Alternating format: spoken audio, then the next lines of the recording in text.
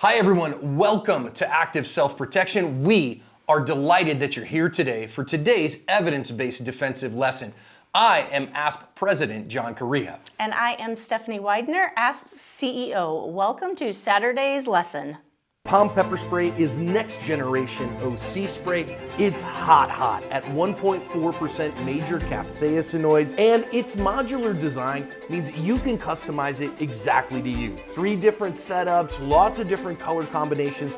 You can make it exactly as you like. And the flip top safety prevents accidental discharges. It's 10 to 12 foot range and 25 half-second blasts. Make sure that you can keep that long range eye poke at long range. I trust Palm OC and I recommend it for everyone for self-defense. This is in Mannheim, Germany. They are setting up a protest from a far-right political group, which is an anti-Islam protest. There's going to be a guy here who's from Afghanistan, has been living in Germany for a decade. He has no police record whatsoever, not on any radar contact of any law enforcement. It's going to get crazy in a hurry. I warn you, this one is very serious. Let's listen in to the camera.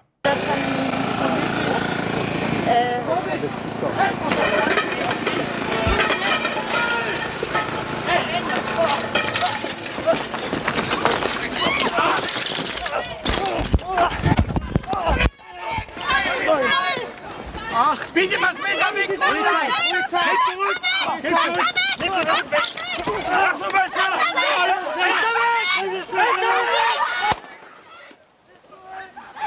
Messer weg! Messer weg! Ich will hier nicht sehen! Gebracht mit uns! Herr Brunnen! Ja, sofort! Bluter! Richtig hin, nicht schon gekommen! Leg den Rufen hin! Nein! Leg den Rufen hin! Guck auf den Rufen!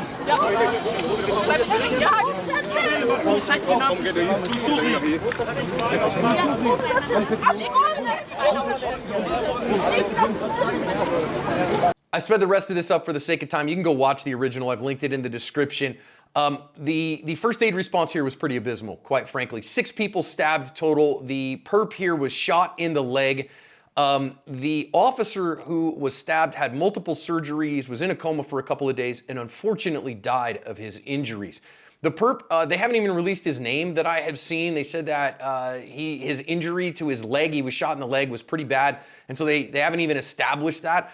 If you go read the news stories, there was another attack on another politician like the next day. So this is becoming a thing in Germany, unfortunately. I hate everything that happened here. You know, Steph, we hear in the comments that people hate YouTube's algorithms, and you know, we do have a solution for that. Yeah, we hear all the time people want a place where they can see what they want to see and not depend on an algorithm to serve them something or something being censored by another company. They want to have control. So if that is you, come check us out on our app, ASP Unlimited. You can check it out. Links in the description. Stephanie, I hate that I even have to say that, of course, we decry ideological violence of all kind, and it is up to us to say we don't participate in this kinds of stuff, right? And clearly the guy wielding the knife here is the evil person, and using, you know, politically motivated violence of any kind, even religiously motivated violence, is evil and abhorrent, and we need to step away from it. And all of this extremism too, friends, we need to stop this. We need to stop balkanizing because we're bringing these kinds of attacks into our world. Yeah, you know, I know this happened in Germany, but as Americans, obviously the civil right to assembly and to speak our mind, the right to free speech and the freedom of religion, all of these rights that we hold very, very dear, you know, obviously we hold those very dear, and we want to participate in protecting those rights and all of those things. But boy, the more extremism that I'm seeing and the more violence that comes of that, I really feel like this is not a good thing for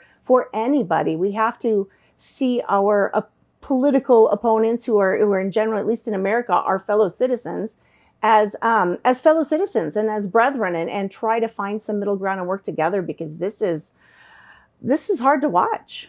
Yeah, and listen, I value my First Amendment, right? The right to assemble is a fundamental right. So is the right to free worship. And you can worship however you want, as long as it doesn't infringe on the rights of others and actively harm others, okay? So listen, I value all of my Bill of Rights. And so I think That's what we need to talk about, is civil rights and being civil to one another in that. Okay, fine, we've got that all established.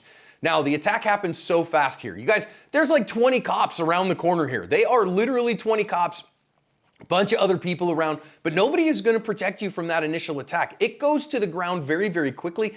And you know, Steph, I think his best chance to not be badly injured here is in the grapple fight on the ground. And so some grounded grappling skills, incredibly important to be able to keep this guy from being able to harm you worse and hurt everybody else with that knife. Yeah, a knife can be really devastating, as we know. We've seen video after video, and you can have a lot of blood lost very, very quickly. And you really have to act decisively and aggressively, I think. And what I like here is we do see the two bystanders that are headed over there to at least try to help and intervene. I love that heart. Unfortunately, I don't think they're going to be fully prepared to intervene in an aggressive and assertive way, like we just talked about, and they're going to pay a bit of a price for that. And I don't think you can count on that, the bystanders jumping in to help you like that. So taking the time to get some good skills, good grappling skills, good attitude, I think could be super important in something like this. I do think later on we're going to see a couple of bystanders step in without, huge grappling skills, but with great attitude. So a heart that says, I am not going to be a victim, I am going to win this. And that is the foundation. But then having skill set to back that up makes you far, far more effective.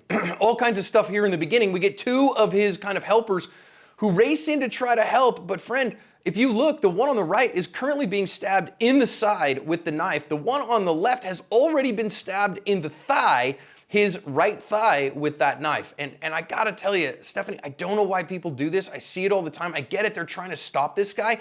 But unless he's actively stabbing someone else, when you have a cushion away from him, closing distance with a knife is literal insanity. Yeah, and then, even worse, I really admire these guys' hearts, but it looks like they run in and then hesitate because they don't know what to do. So not only have you brought yourself closer, you're not really a benefit in this particular scenario, and you end up paying some high consequences for it. So I think if you are moved to intervene, you have to intervene 100%.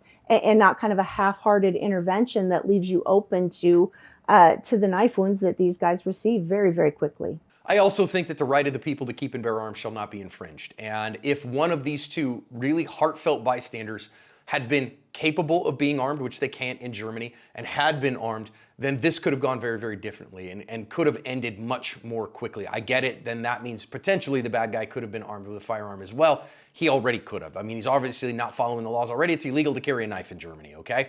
Now, he's getting up here, and I want to pay attention to our guy in the blue vest and the white hat on the left. Notice he is stabbed in his right thigh. You know what's right there, friends? His femoral artery. And Steph, we talk about med kits all the time, and it's a laughing matter right up until it's not. Yeah, and I know this is why you carry a medical kit on your ankle all the time. This guy looks like he's a bit frozen up, trying to process what happened. You've got to get over that. You have to start acting quickly.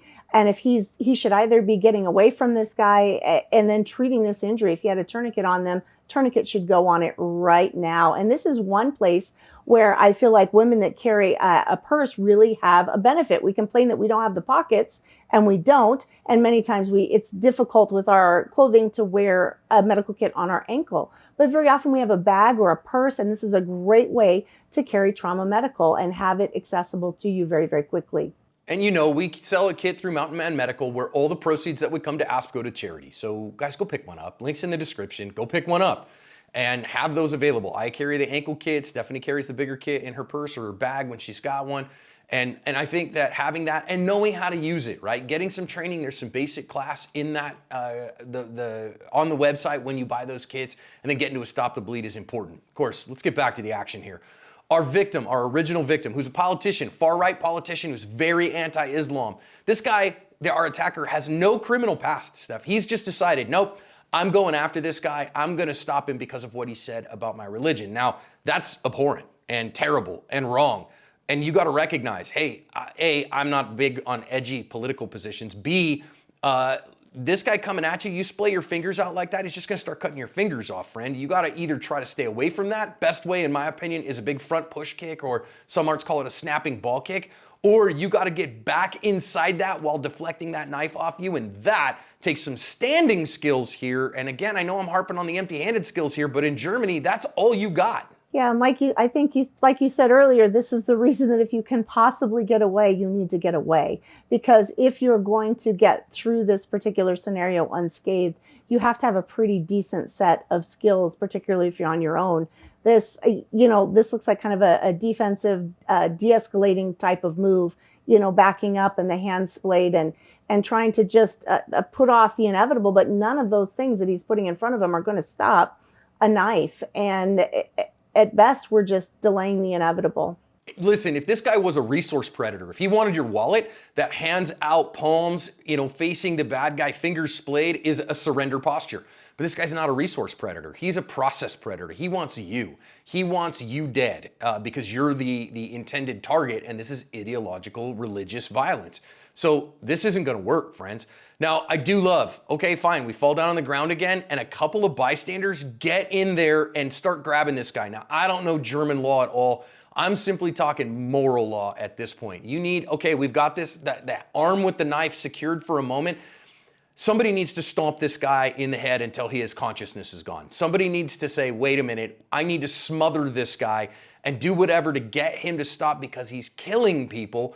And that means coordinating among the people here, Steph. Yeah, and I'm not sure how many are involved here beyond the two that we see, but one of them is fairly diminished because he's been stabbed several times.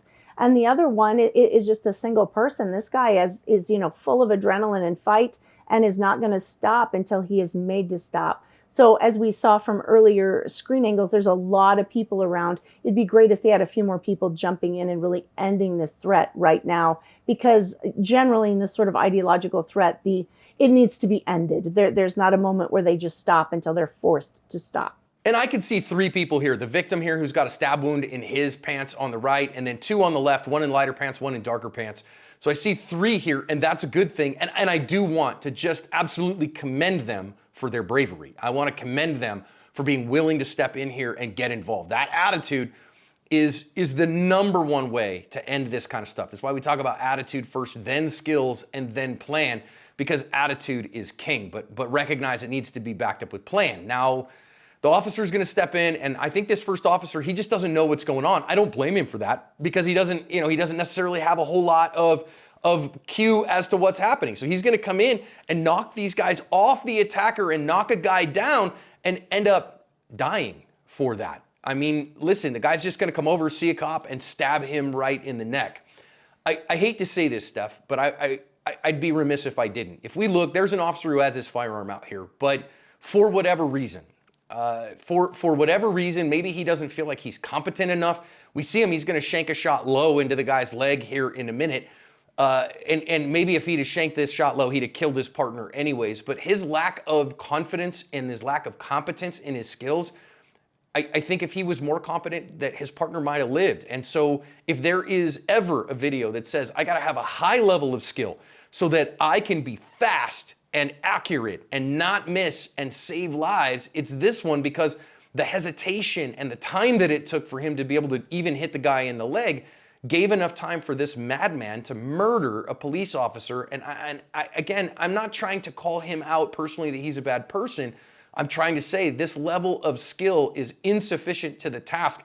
And if you're carrying a gun, you need to have a level of skill that matches the threat that you may face, and this is it. Yeah, and I think sometimes there's this idea that just getting a gun into the fight is sort of this ultimate fight ender. And often it is with different kinds of criminals and predators. But an awful lot of the time, they're not stopped by the presence of a gun. They're stopped by the presence of someone willing to use that gun. And this hesitation here allowed his partner to get stabbed a couple of times in the neck and ended his life after a time. So you really can't have that hesitation. And then I think this is a really good example for all of us about getting involved in third-party conflicts as non-law enforcement. Now, the law enforcement here didn't have a choice. They had to get involved, and I honestly can see why they thought this was just kind of a scruffle between a couple of different people and didn't realize there was a knife involved.